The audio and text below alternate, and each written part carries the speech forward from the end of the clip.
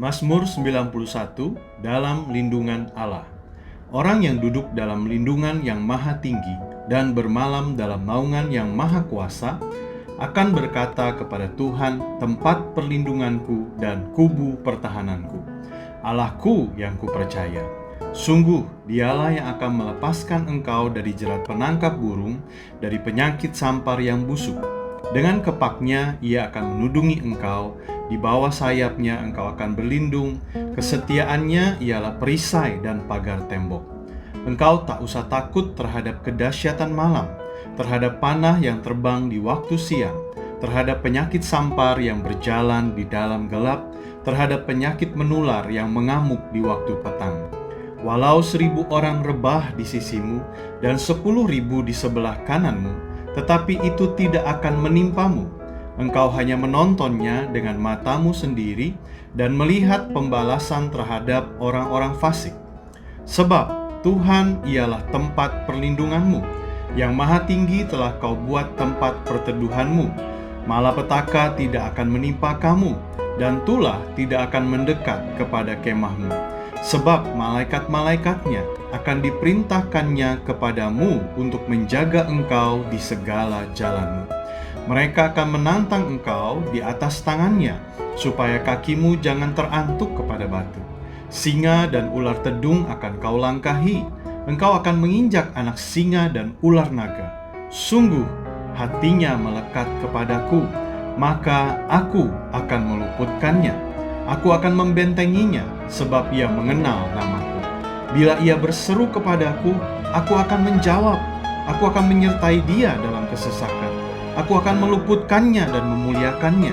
Dengan panjang umur akan kukenyangkan dia, dan akan kuperlihatkan kepadanya keselamatan daripadaku.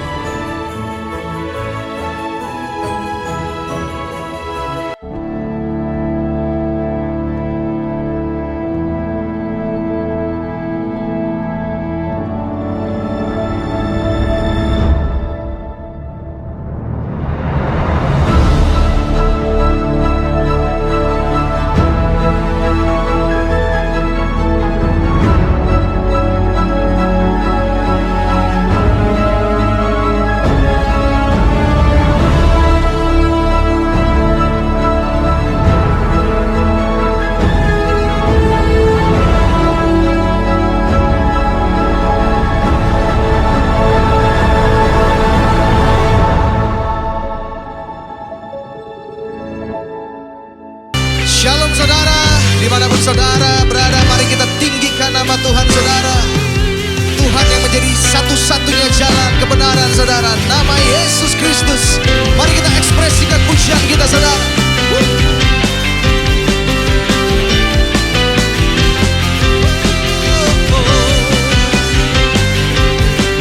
Mari angkat suaramu sama-sama nyatakan, lay my life down at your feet.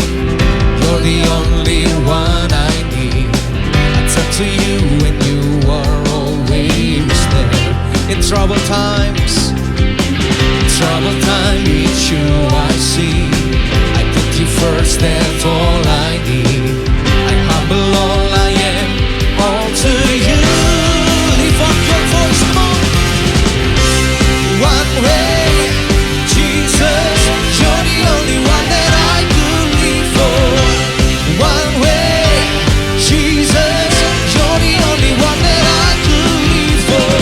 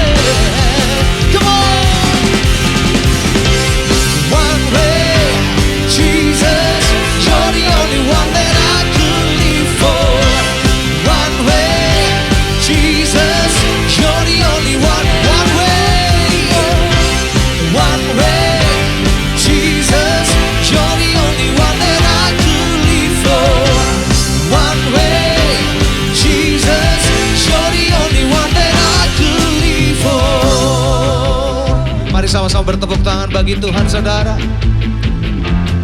Engkau jalan kebenaran bagi kami Tuhan. Karena itu kami nyatakan dengan iman kami. You are the way, the truth and the life. We live by faith and not by sight. For you, we're living all for you. You are the way. You are the way, the truth and the life. We live by faith and not by sight. For you, we're living all for you. You are the way. You are the way, the truth and the life. We live by faith and not by sight. For you, we're living all. One more time. You are the way.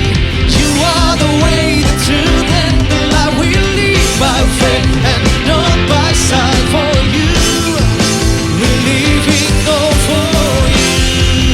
Come on. One way, Jesus, you're the only one that I believe. Come on.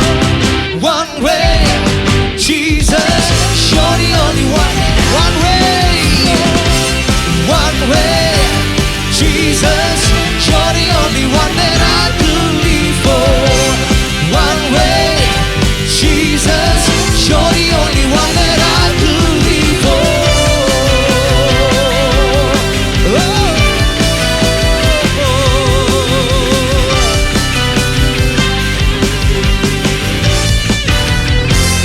Sorak-sorai kemuliaan bagi nama Tuhan. Satu-satunya jalan kebenaran dan hidup, Yesus Kristus namanya. Haleluya. Mari kita siapkan hati kita untuk berikan yang terbaik lagi buat Tuhan saudara. Mari ekspresikan sukacita kita saudara berada dimanapun saudara berada. Kita tinggikan nama Tuhan saudara.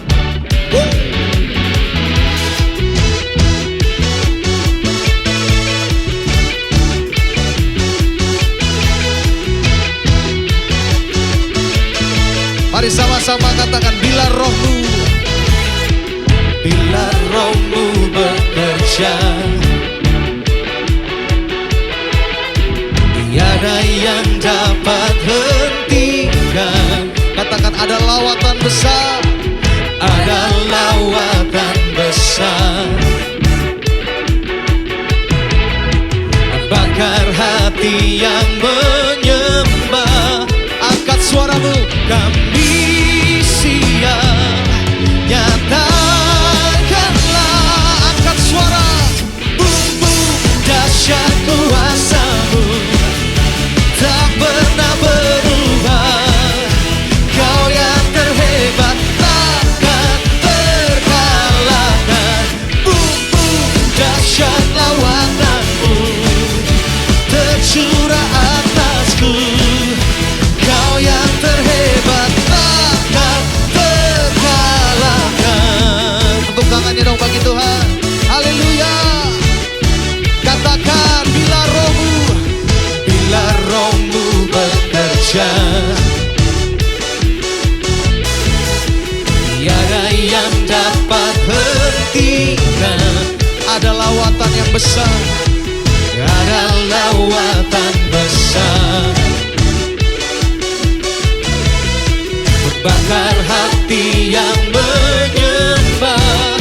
Kami siap, siap, nyata. Are you ready? Come on. Bumbu dahsyat kuasa-Mu tak pernah berubah. Kau yang terhebat takkan terkalahkan. Bumbu dahsyat lawatan-Mu tercurah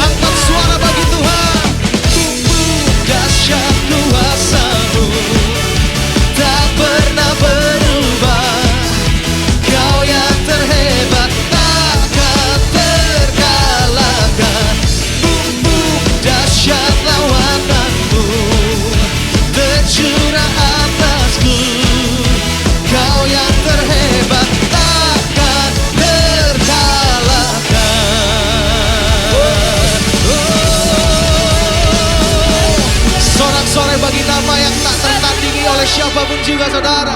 Haleluya. Ajar kami mengerti Tuhan setiap jalan dan rencana-Mu dalam hidup kami Tuhan. Makasih Bapa.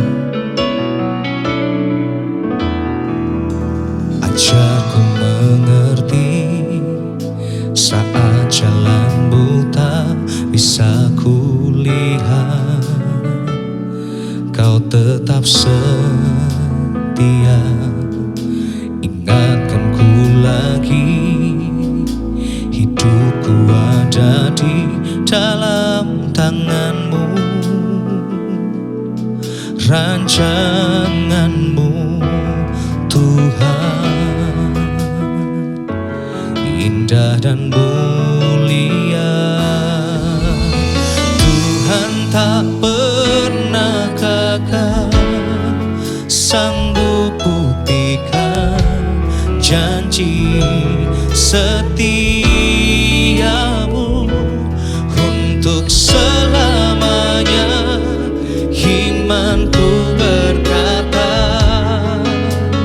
Tuhan tak pernah gagal. Mari sama-sama naikkan pujian ini saudara. Ajarku mengerti saat jalan-Mu tak bisa kulihat, Kau tetap setia Tuhan. Ingatkan kami lagi, ingatkan aku lagi, hidupku ada di dalam tangan-Mu. Katakan rancangan-Mu, rancangan-Mu Tuhan, indah dan mulia. Katakan sama-sama, Tuhan tak pernah gagal, sanggup buktikan janji setia-Mu untuk selamanya. Imanku berkata, Tuhan tak pernah gagal. Tuhan tak pernah gagal. Katakan, Tuhan tak pernah gagal, sanggup buktikan janji setia-Mu untuk selamanya. Imanku berkata, katakan, Tuhan tak pernah gagal.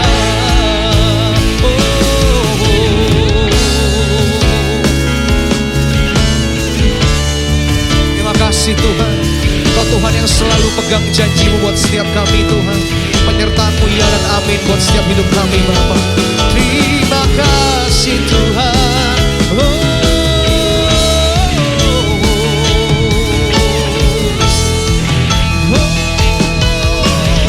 Mari sama-sama katakan, Tuhan tak pernah gagal, sanggup buktikan setia-Mu untuk selamanya. Imanku berkata, Tuhan tak pernah.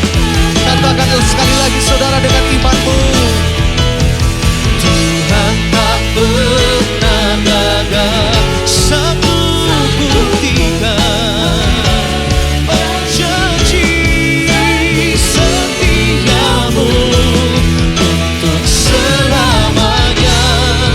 Imanku berkata,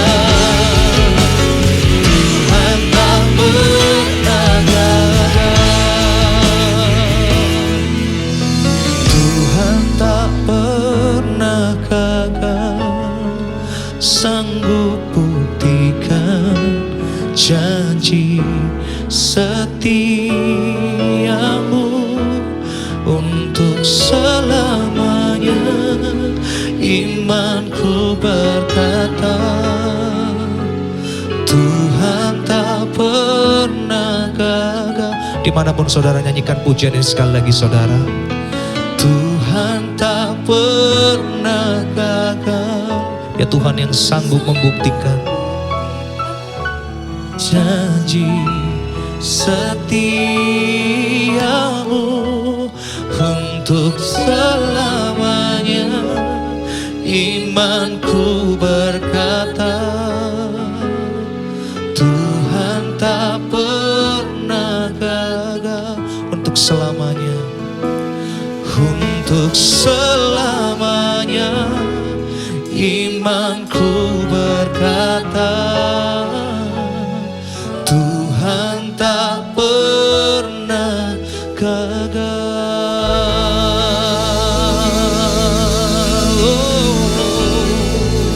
Terima kasih Tuhan, terima kasih Yesus Tuhan. Selalu yang terbaik Tuhan, yang tersedia bagi kami. Selalu yang terbaik Kau berikan bagi kami. Bukan rencana kami, tapi rencana-Mu yang terjadi dalam hidup kami Tuhan. Terima kasih Tuhan untuk janji kesetiaan-Mu dalam hidup kami. Terima kasih Yesus Tuhan, Engkau Tuhan yang setia, Engkau Tuhan yang tak pernah gagal. Terima kasih Yesus.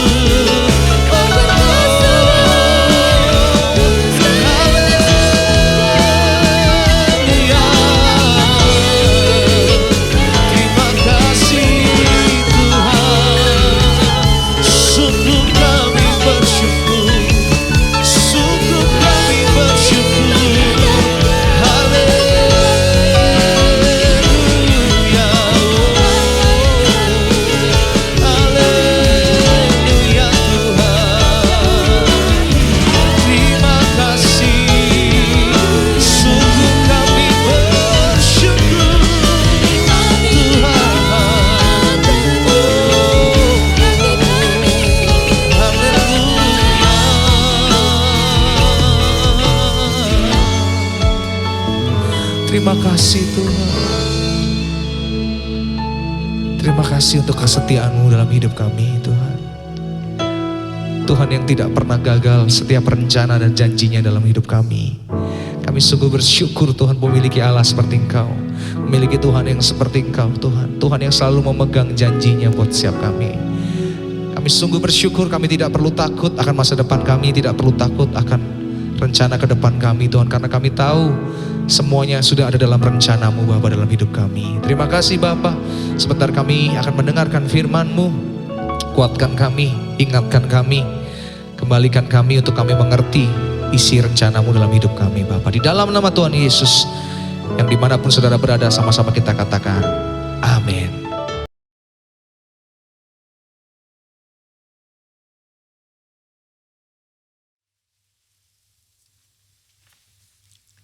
Shalom semuanya.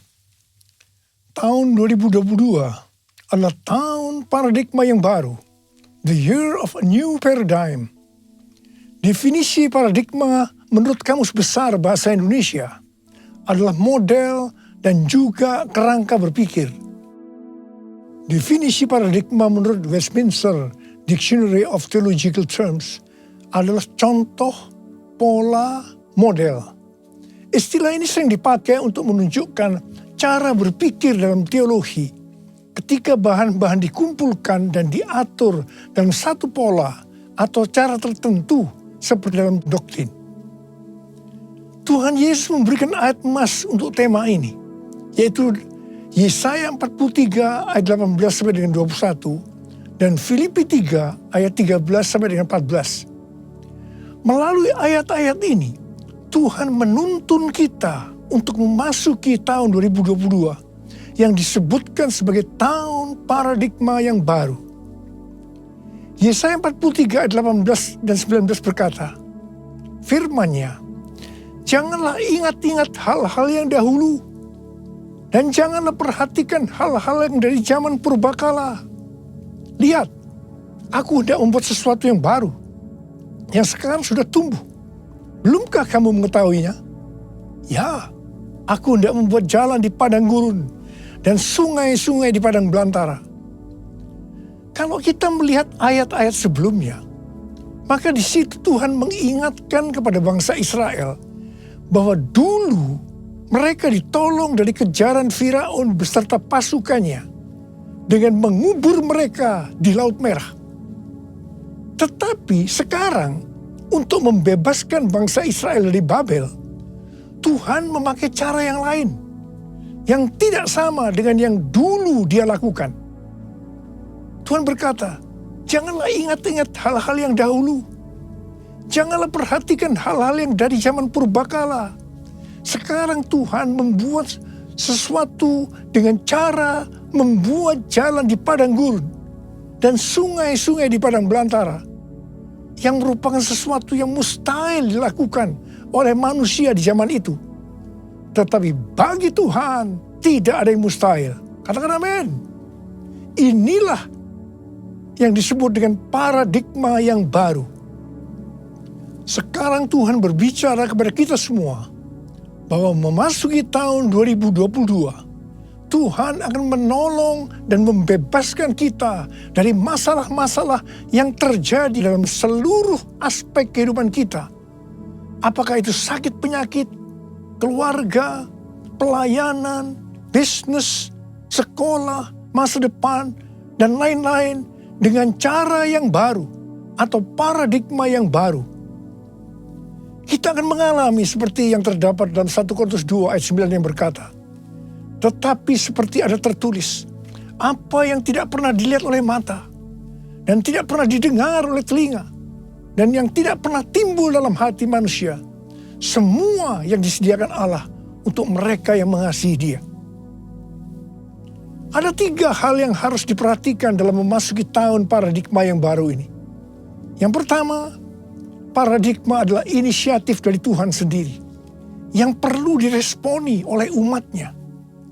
Ada bagian yang Tuhan perbuat dan ada bagian yang umatnya yang harus lakukan. Yang kedua, bagian Tuhan yaitu membuat sesuatu yang baru. Yang ketiga, bagian umat Tuhan yaitu melihat, mengetahui, dan menerima yang Tuhan buat. Bagaimana supaya kita mempunyai pola pikir paradigma yang baru? Yaitu melalui firman Tuhan dan Roh Kudus. Bukan kebetulan, sebelum memasuki tahun 2022, maka tema tahun 2021 adalah tahun integritas. Jadi hanya orang yang berintegritas atau yang menjadi serupa dengan gambar Yesus yang akan bisa mengerti dan meresponi dengan benar paradigma yang baru ini. Karena itu, kita harus melakukan seperti yang tertulis dalam 1 Yohanes 2 ayat 6.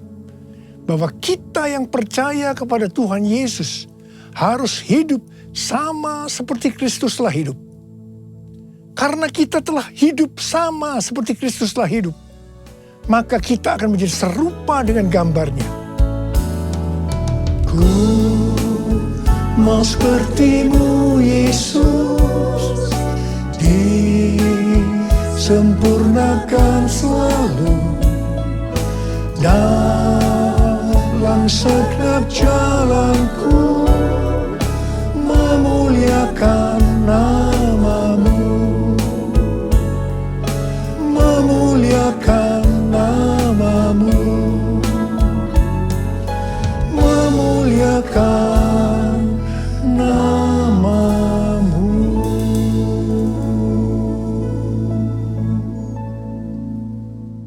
Rasul Paulus mengingatkan kita melalui Filipi 3 ayat 13 dan 14 yang berkata, saudara-saudara, aku sendiri tidak menganggap bahwa aku telah menangkapnya. Tetapi ini yang kulakukan.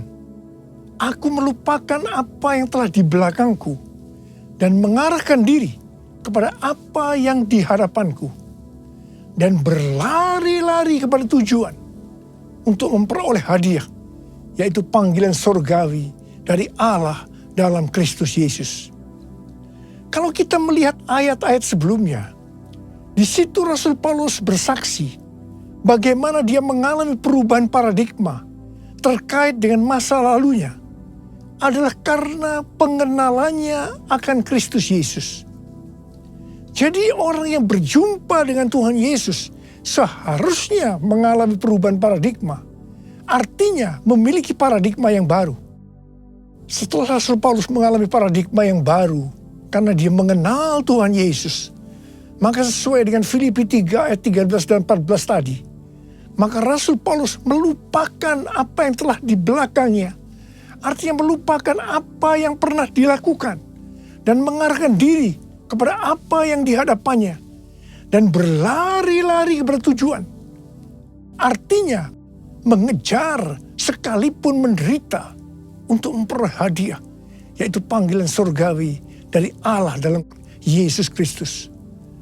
Rasul Paulus mengajak kita dalam Filipi 3 ayat 15 supaya kita juga melakukan seperti itu, yaitu kita harus berlari-lari kepada tujuan.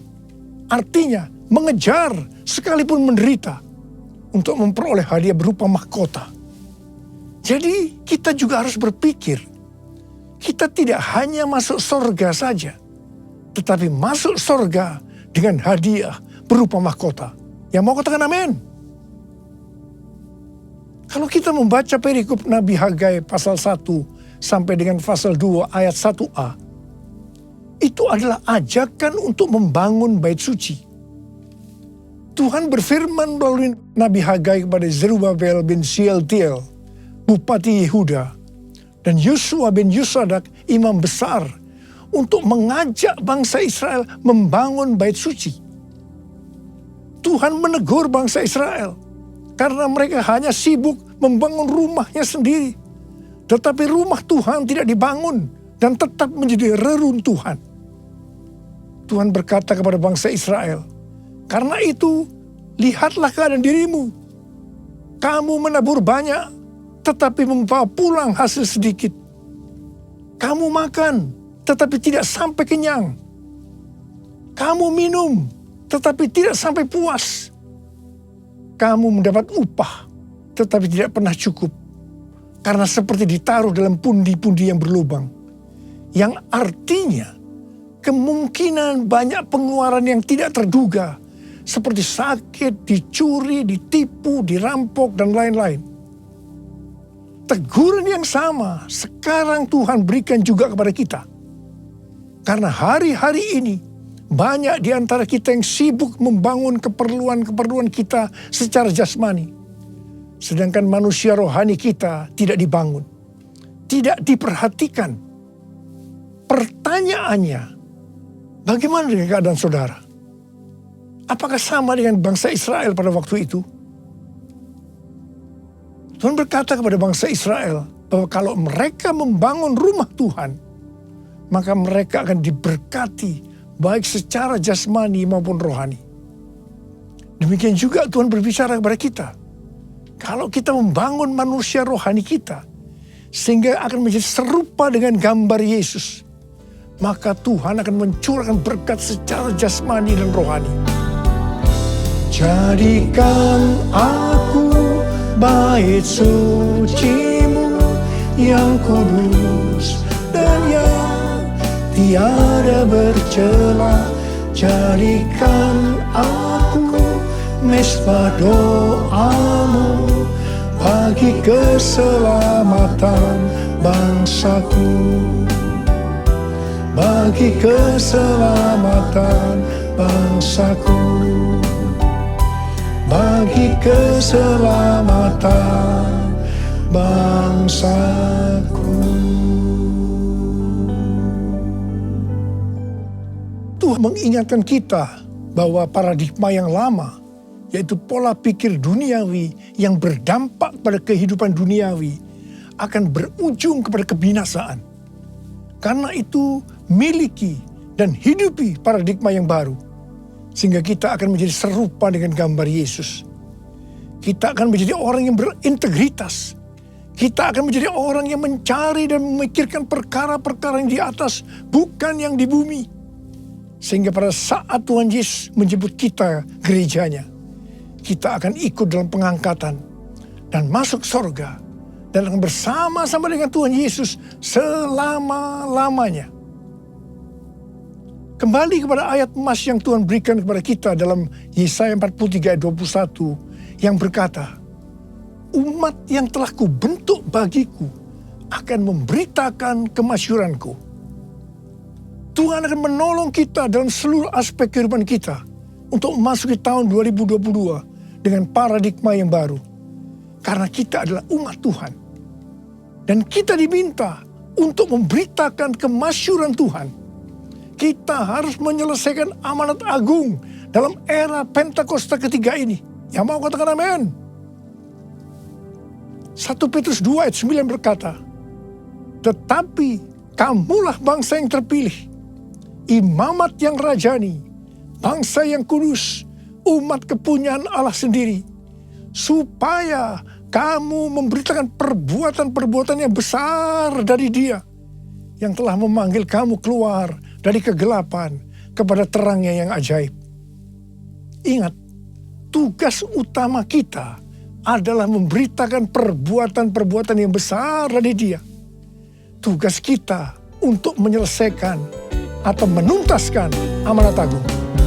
Kamulah bangsa yang terpilih, imamat rajani, bangsa yang kudus, umat kepunyaan Allah, untuk memberitakan perbuatannya yang memanggil engkau dari gelap pada terangnya yang ajaib. Arti imamat yang rajani adalah yang pertama, imam kepunyaan raja atau imam yang melayani raja. Jadi kita melalui Tuhan Yesus Kristus sudah menjadi imam di hadapan Allah. Yang artinya kita melayani Dia, Raja di atas segala raja, untuk taat kepada segala perintahnya, untuk menyenangkan hatinya.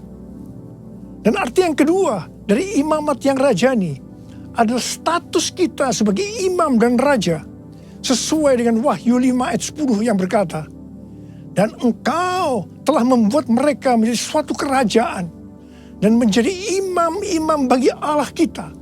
Dan mereka akan memerintah sebagai raja di bumi.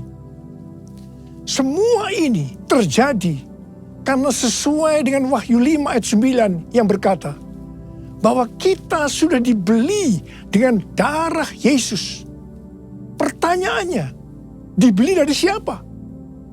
Sesuai dengan Kisah Para Rasul 26 ayat 18. Bahwa sebelum kita percaya kepada Tuhan Yesus, kita di bawah kuasa iblis.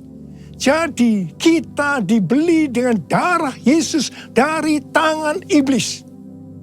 Ingat, kita adalah milik Tuhan Yesus. Kita sudah dibeli dengan harga yang mahal, yaitu darah Tuhan Yesus. Setelah itu, Tuhan Yesus membuat kita menjadi suatu kerajaan. Dan kita menjadi imam bagi Allah kita. Dan memerintah sebagai raja di bumi.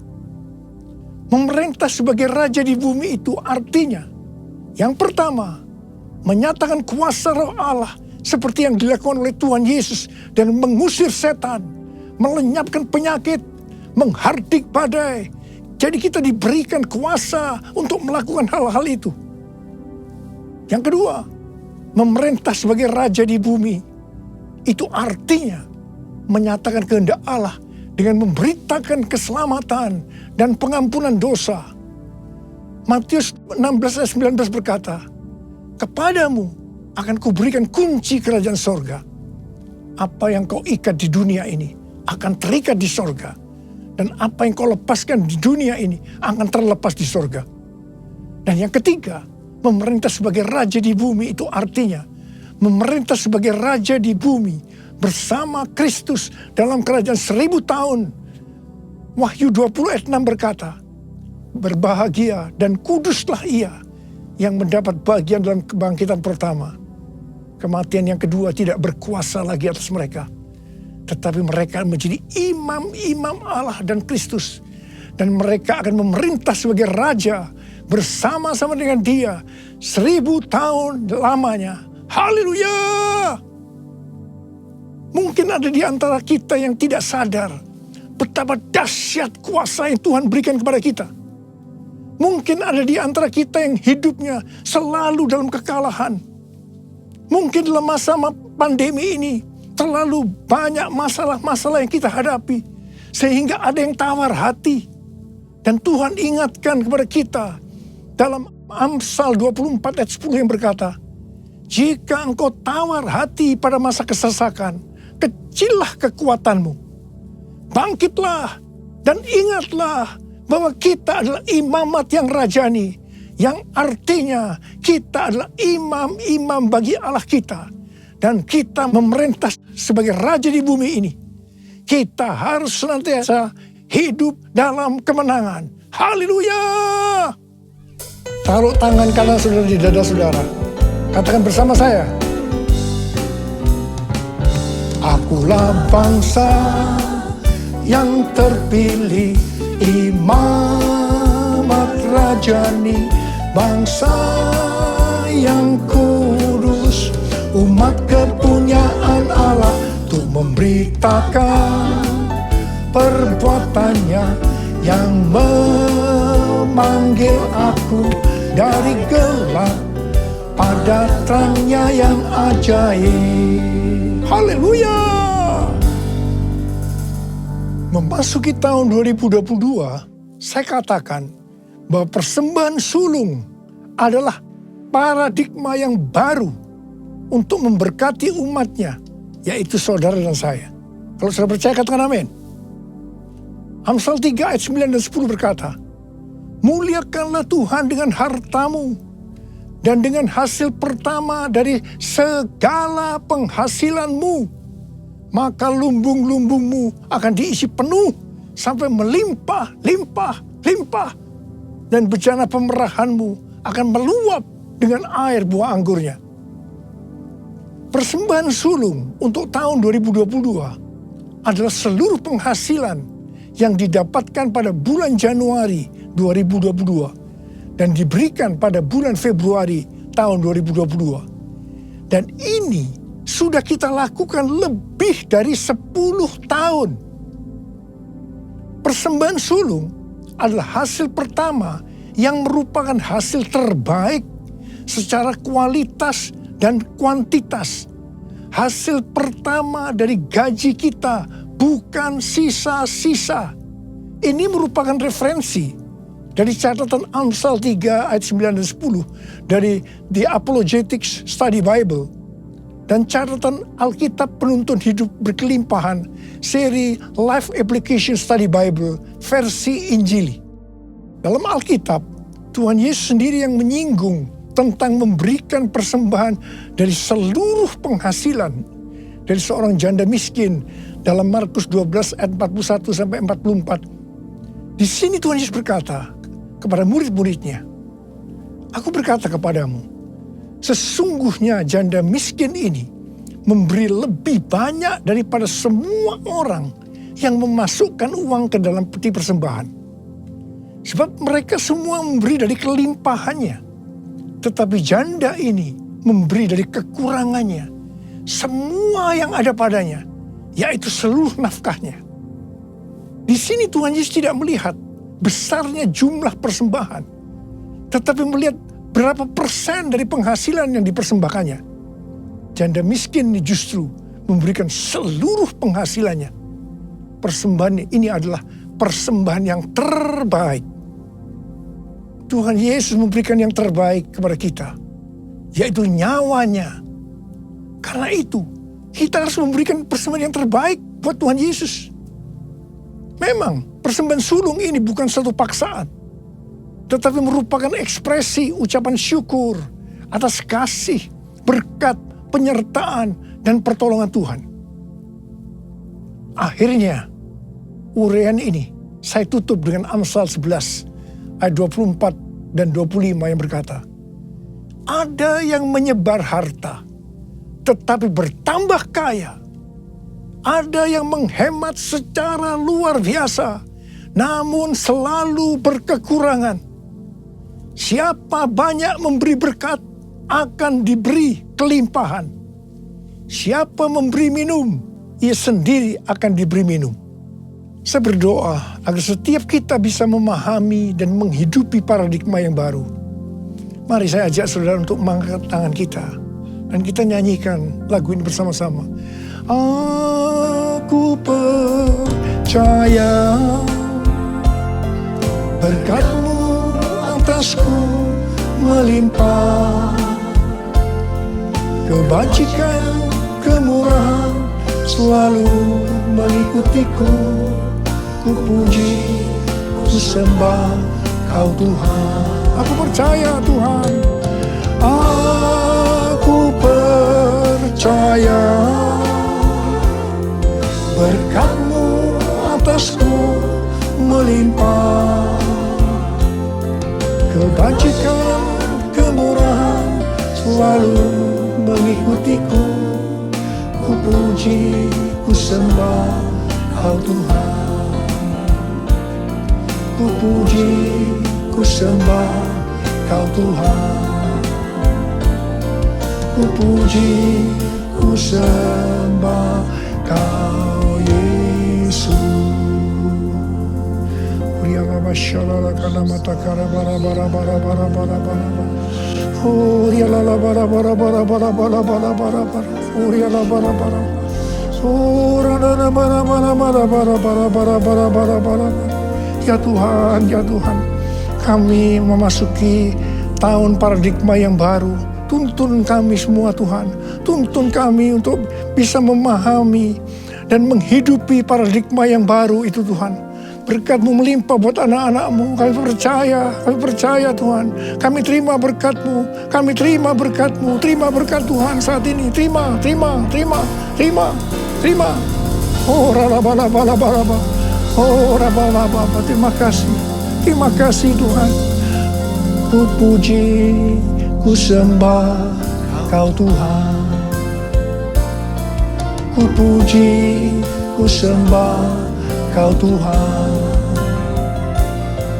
Ku puji, ku sembah Kau Yesus.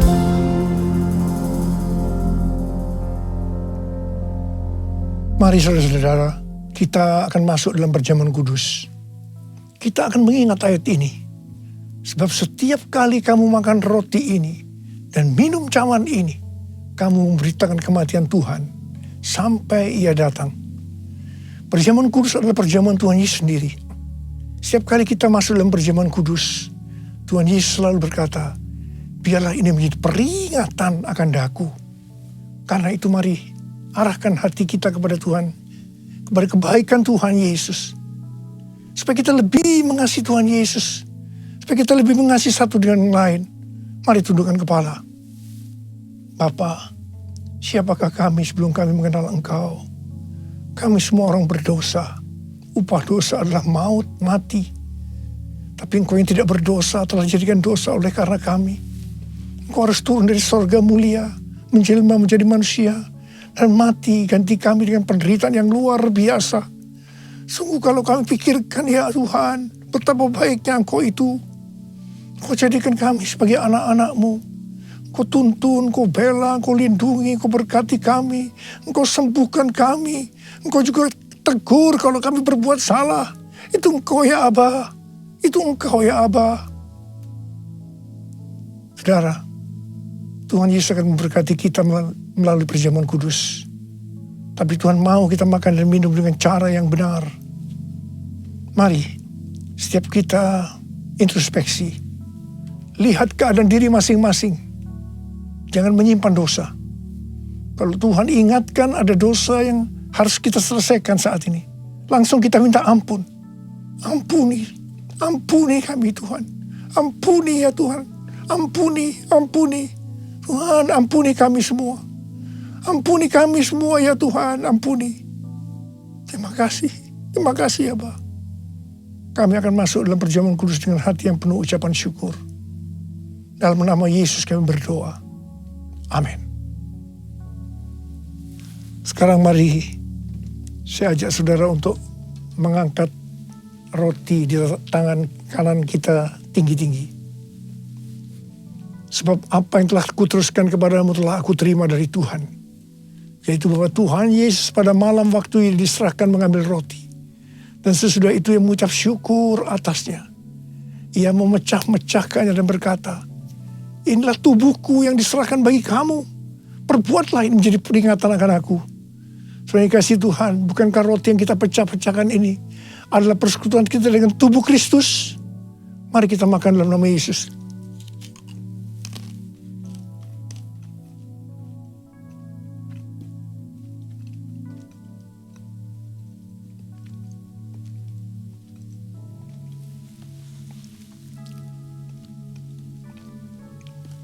Angkat cawan di tangan kanan kita tinggi-tinggi.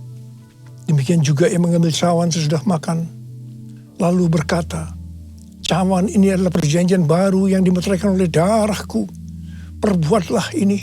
Setiap kali kamu meminumnya menjadi peringatan akan aku. Saudara kasih Tuhan. Bukan cawan pengucapan syukur. Yang atasnya kita ucapkan syukur. Adalah persekutuan kita dengan darah Yesus. Mari kita minum dalam nama Yesus.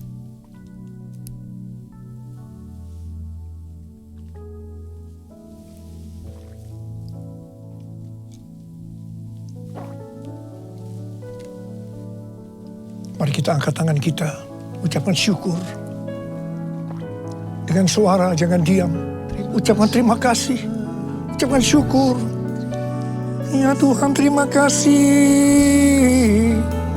Kami bersyukur ya Tuhan, kami bersyukur. Oh raraba ya raraba shandera gana malabaraba. Oh terima kasih buat kebaikan-Mu ya Tuhan.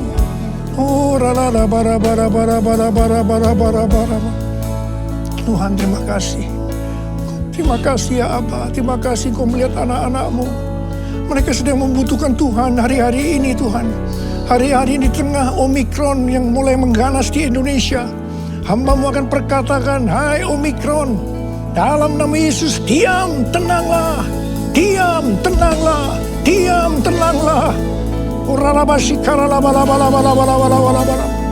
Bapa, Engkau memberikan anak-anak-Mu sehat.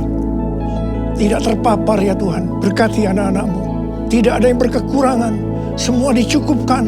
Malah berkelimpahan dalam berbagai kebajikan. Tuhan terima kasih. Terima kesembuhan. Terima berkat Tuhan. Terima.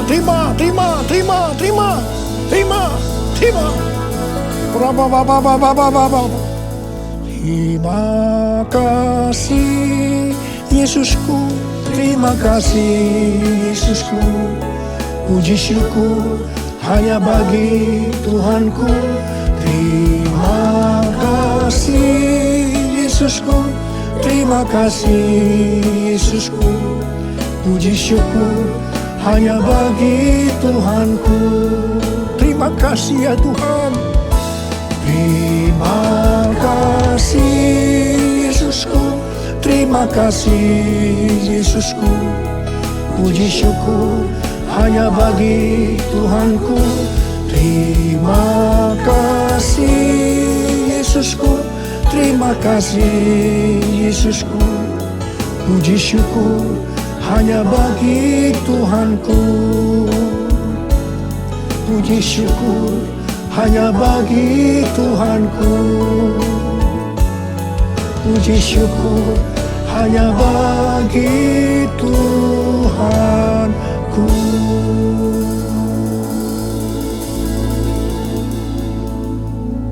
Sekarang terimalah berkat Tuhan. Kasih karunia berlimpah-limpah daripada Allah Bapa dalam Anak yang tunggal Yesus Kristus. Persekutuan yang manis dengan Roh Kudus menyertai saudara sekalian mulai hari ini. Sampai Tuhan Yesus datang menjemput kita di awan-awan dan bahkan sampai selama-lamanya. Yang percaya bersama-sama katakan, amin. Apa yang dimaksud dengan Pentakosta ketiga? Pentakosta ketiga adalah pencurahan Roh Kudus yang dahsyat di zaman sekarang melebihi yang terjadi di Azusa Street. Pentakosta ketiga akan mengakibatkan penuaian jiwa yang terbesar dan yang terakhir sebelum Tuhan Yesus datang kembali. Pentakosta ketiga akan membangkitkan generasi Yeremia, yaitu anak-anak muda yang dipenuhi Roh Kudus, cinta mati-matian kepada Tuhan Yesus, tidak kompromi terhadap dosa, dan akan bergerak untuk memenangkan jiwa. Pentakosta ketiga lahir di Indonesia dan bergerak ke bangsa-bangsa. Gerakan ini dari timur ke barat dan akan kembali ke Yerusalem.